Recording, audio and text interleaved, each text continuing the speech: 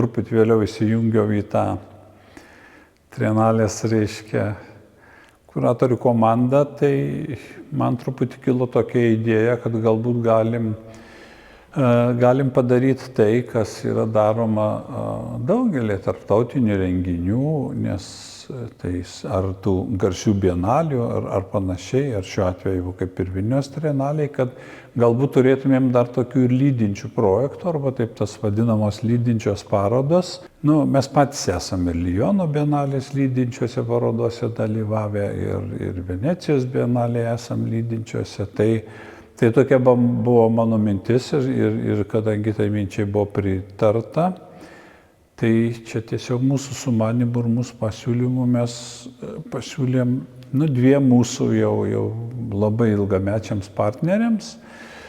Tai tokiam meno centrui TPK Tekla Sala Pensament Contemporary iš Barselonos ir galerijai Kadr Barbė iš pietų Prancūzijos, kad ar jie nenorėtų, reiškia, būtent pakuruoti, surengti ir meno parke pristatyti būtent ispanų ir prancūzų menininkų lydinčias tapybos parodas. Labai aišku, jie džiaugiasi tą galimybę, nes šiaip jau jų požiūris į tos mūsų projektus ir Lietuvos meną yra labai teigiamas ir jie čia ima daugybę pavyzdžių iš mūsų.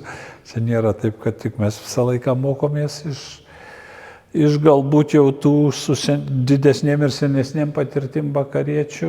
Mes jau nekuravom, reiškia, tų parodų sudėties ir nieko. Tiesiog jie, kiekvienas, tiek prancūzai, tiek ispanai turi savo kuratorius, kurie, reiškia, parengė tas kolekcijas ir jie, kaip pasakyti, čia ir pristatys jas jie dalyvių, tai čia turėsim, man atrodo, per abi šalis gal daugiau negu 10, tai iš tikrųjų toks, gana išsamus vaizdas turėtų būti, gana platus, sakykime, ne išsamus, bet matyti, tas toks vaizdas gana platus, kūriniai jau yra atkeliavę, jau čia mes pasirūpinom visais transportavimo dalykais. Žinau, kad ir šiaip iš Prancūzijos tai atvyks gana didelė delegacija ir menininkų, ir dar prijaučiančių, kurie čia mielai visada lankosi pas mus.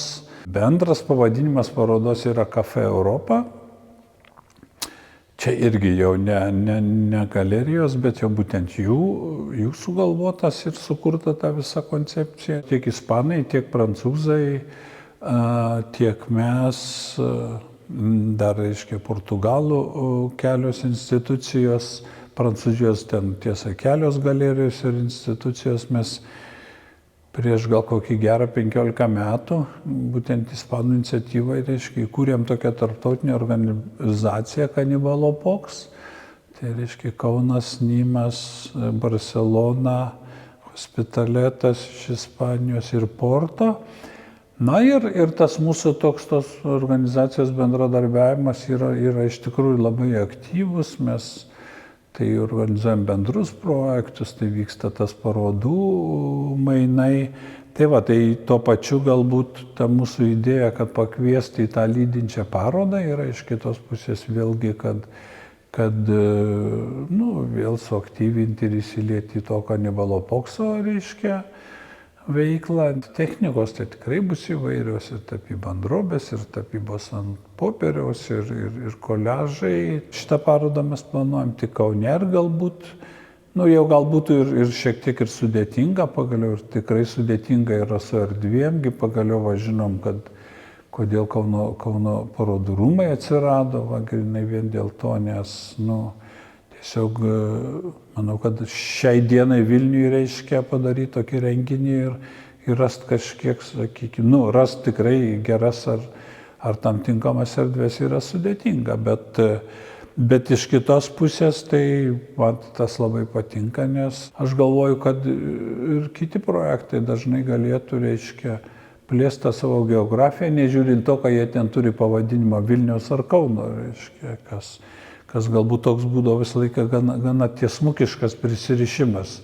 jeigu jau ten to miesto bienalė ir trienalė, tai ten turi būtinai vykti tik tai toj uždaroj to miesto erdvėje. Šita trienalė, tokį galbūt ir suteiks galbūt impulsą net ir kitiem organizatoriam, kurie, reiškia, daro tos didelius tarptautinius renginius, kad gal ir visai sveika išlipti, reiškia, iš tos geografinės lokacijos ir pavadinimas viskas tvarkoja, reiškia, tikrai nereikia keisti, bet tai, kad ta sklaida ir iš karto vyksta, šiuo atveju net ir 2 miestuose, aš manau, tai yra tik tai didelis privalumas ir didelis pliusas tai trienalei.